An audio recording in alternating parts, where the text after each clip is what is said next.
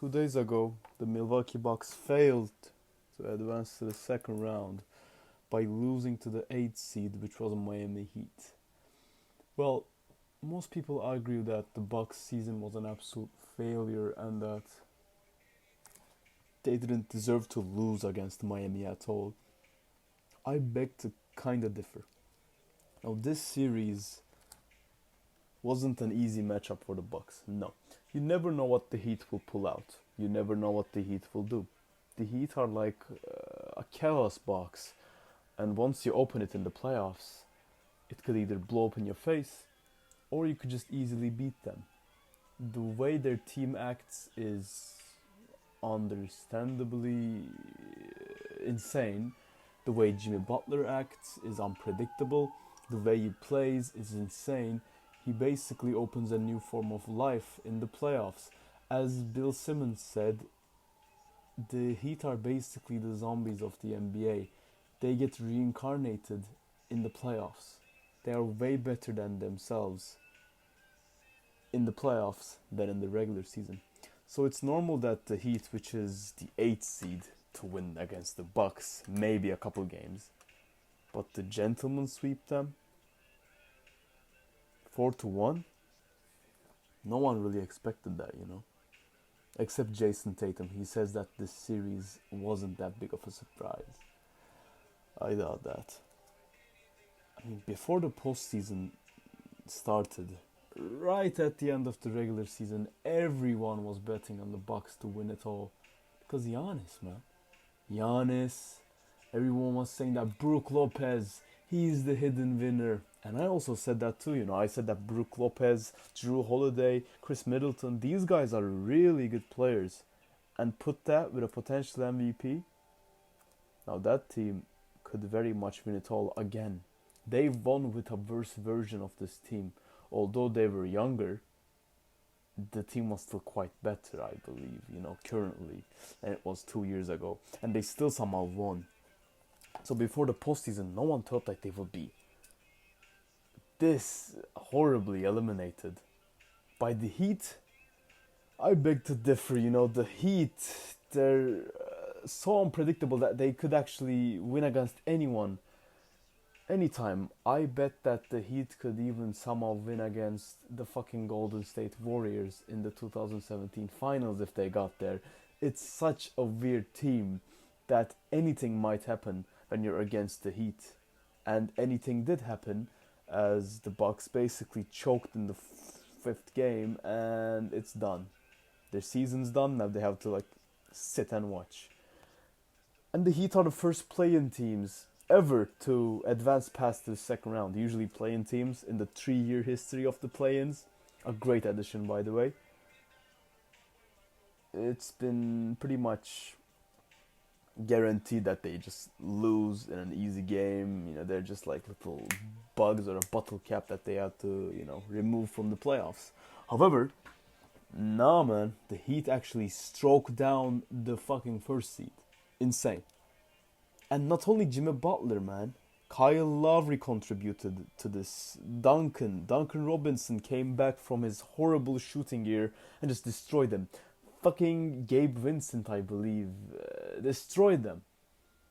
It's insane how a Bucks caliber team could just destroy the chances of getting into the postseason like this, continuing in the postseason like this. And of course there were injuries. That's what everyone says.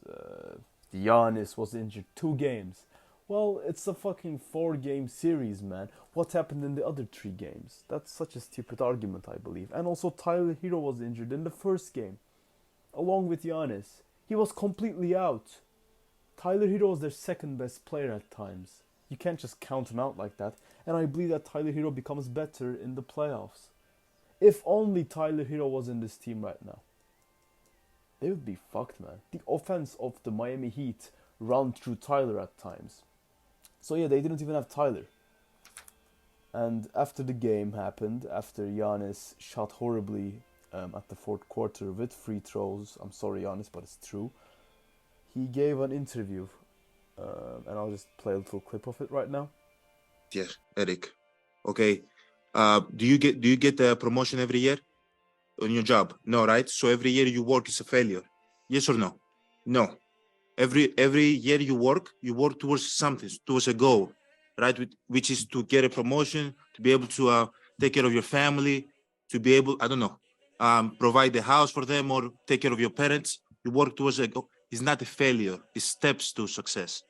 You know, and if you've never, no, I don't want to make it personal. So there's always steps to it. You know, So basically, Eric, the Bucks interviewer, asked Giannis if he thought that this season was a failure, and he gave a really nice answer. I think a nice answer that opened perspectives, maybe. And the Inside Crew talked about this too in ESPN. I think that they talked about it beautifully. Congrats to them. That was a really great section. Loving the show lately. But yeah, a really interesting interview by him. Honestly, I'm kind of with Giannis here, but I'm not. I wouldn't call Michael Jordan's off seasons a failure, but Michael Jordan didn't just in those years where no one would call him a failure. Michael Jordan never lost in the first round against an 8 seeder. He never like choked on free throws. The disappointment value is what matters. We're not talking about failure. We're talking about disappointment. It's just another word with the same meaning, you know. Disappointment to the fans, disappointment to the coaching staff, disappointment to the players. Are you disappointed by the result? Yes, then kind of a failure of a season. But not fully. You can't just mark a season as a failure. No way that you can. Like, Giannis is correct but wrong. No one can just mark a season as a failure, objectively. A disappointment by what I thought that it would be? Yeah. A failure completely? Come on. Really? A complete failure? I wouldn't say so.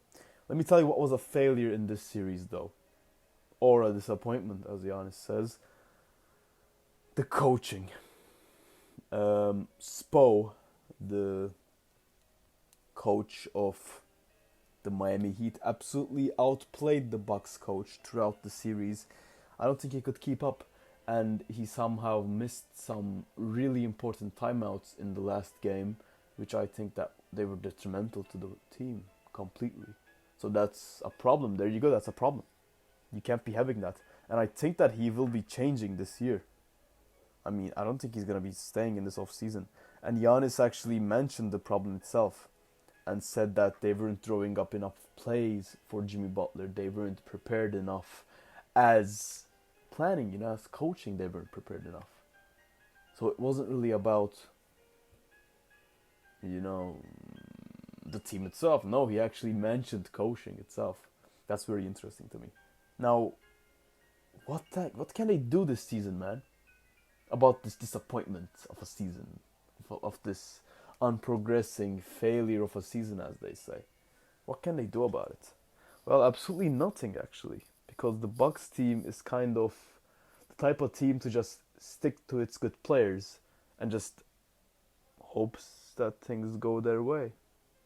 Honestly, the Bucks have always been like this in the modern NBA. They've always just stayed with their cards, kept their hand tight. They didn't really do big moves. Nothing but a coaching change, maybe. And the team is aging, man.